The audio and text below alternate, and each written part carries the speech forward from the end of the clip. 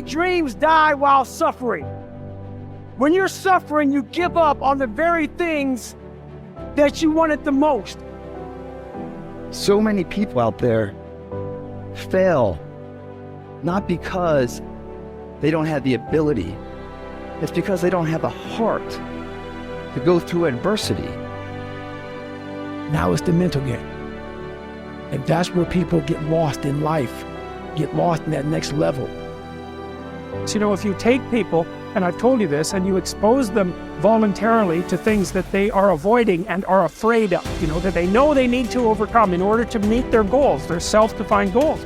If you can teach people to stand up in the face of the things they're afraid of, they get stronger. And you don't know what the upper limits to that are, because you might ask yourself, if for 10 years, if you didn't avoid doing what you knew you needed to do, by your own definitions, right, within the value structure that you've created, to the degree that you've done that, what would you be like? Well, there are remarkable people who come into the world from time to time, and there are people who do find out over decades-long periods what they could be like if they were who they were, if they spoke their being forward. And they'd get stronger and stronger and stronger, and we don't know the limits to that. We do not know the limits to that.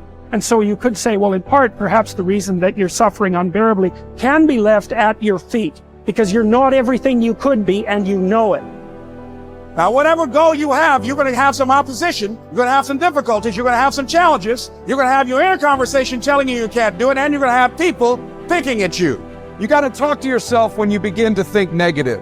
I don't think I can do that, Les. You can. Why don't you just test yourself? Why don't you stretch, Les? Come on, man. When you start seeing yourself thinking something negative, stop it right quick. Stop yourself. Catch yourselves. When you find yourself getting negative with people that you have allowed to push your buttons, when you find yourself becoming negative about what's happening to you, you've got to affirm to yourself in the process, hey, no, I can make it. There's some way this can happen for me. As you start believing that you are worthy of good things supposed to happen to you, you develop a sense of entitlement. Good things supposed to happen to me. Working on yourself, watching that inner dialogue, it will determine the quality of your life. You chase something that you believe you deserve until you get it. And it doesn't matter what happens to you. It doesn't matter how many times you get fired. It doesn't matter how many people don't believe in you. Just go until you get it. Because if you're willing to go through all the battling you got to go through to get to where you want to get, who's got the right to stop you? Nobody. It's your right to listen to your gut. It ain't nobody's right to say no. That's your earned right to be where you want to be, to do what you want to do. If you do what is easy, your life will be hard. But if you do what is hard, keep coming back again and again and again. Get up, dressed every day, knowing some way, somehow, with a spirit of expectation, I can do this. If you do that over and over and over again, your life will be easy.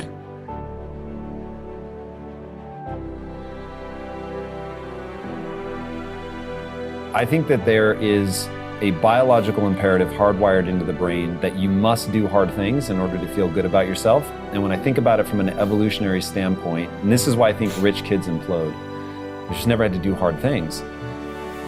From an evolutionary perspective, I think it was just so hard to stay alive. Like for millions of years, it really was red in tooth and claw. Like to stay alive, you were kill or be killed, you were hunting, gathering, fighting other tribes. I mean, just crazy.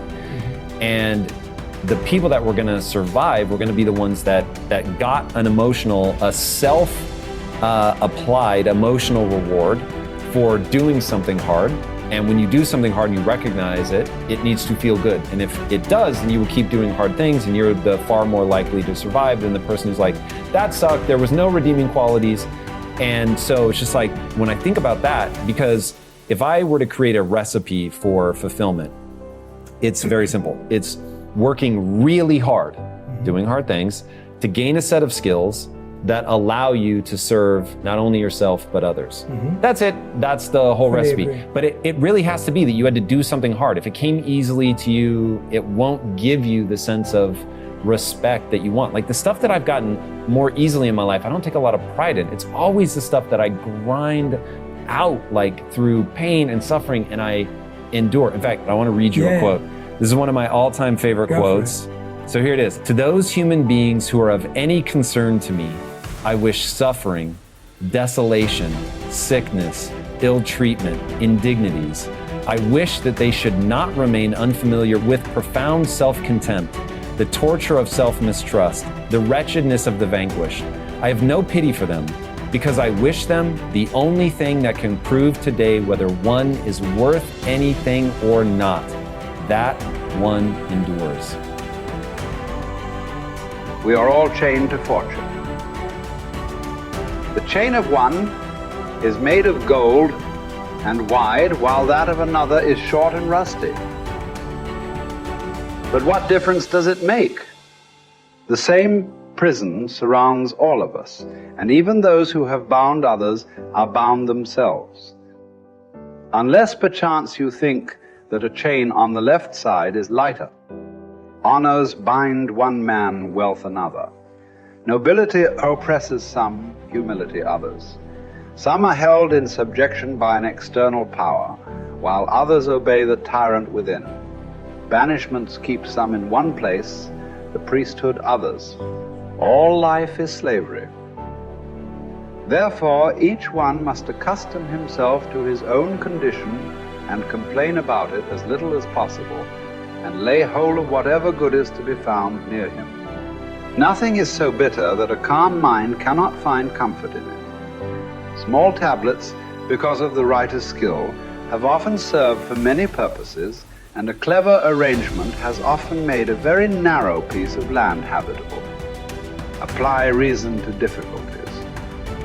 Harsh circumstances can be softened, narrow limits can be widened, and burdensome things can be made to press less severely on those who bear them cleverly. We are emotional creatures. We all study, like you're talking about it, using your brain. You're such a smart person. I love you dearly. And you analyze it all. But your effing brain isn't going to do shit. What's going to do it is enough emotion. Well, emotion is the power. Emotion is what starts wars. It's what ends wars. Emotion is what gets you married. Emotion is where kids comes from. Divorce is where emotion comes from. Everything that you can think of a major change in humanity, from the most extreme of war to the most gentle of love, all come from human emotion. So it's the mix of emotion. It's like knowing what you want and having the right fuel to get there. And if the fuel has no combustion, you're just bored, you're not going anywhere. If the fuel is total trauma and I'm overwhelmed, you just blow up and go nowhere. There's that delicate balance. And I've learned over the years how to help people find that balance. I would ask you to consider something. Please. What you just said is absolutely true. I know you really well, and you know how much I respect and love you personally. And what you've accomplished in your life is extraordinary. What you're continuing to accomplish is extraordinary. But there's an emotional inflection that made you use those things in those moments. It wasn't just those understandings. The emotion made you find the answers, brother. And then you have a really smart mind, you found the answers, figured out how to use it.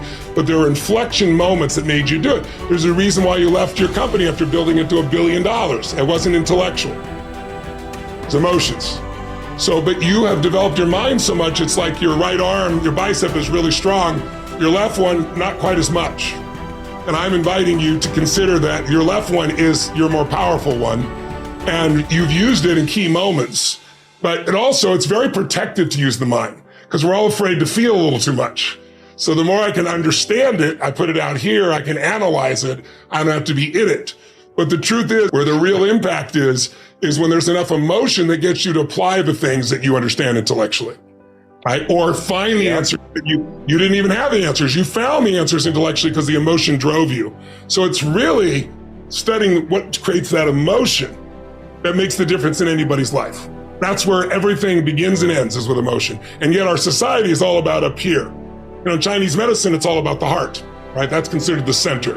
Right? In America, we think it's the brain. When you first are born, your heart starts beating. That's how we know you're alive, and there is no brain yet. And this literally is the initial sense of intelligence. That's why, for thousands of years, even poets have talked about the power of the heart. Well, the heart has tremendous power, and there's a biochemical connection between the brain and the heart that I know you know about. And learning how to use that is where you create more lasting change. When I was understanding it all, I was good. When I learned how to move people, I got great at what I was doing.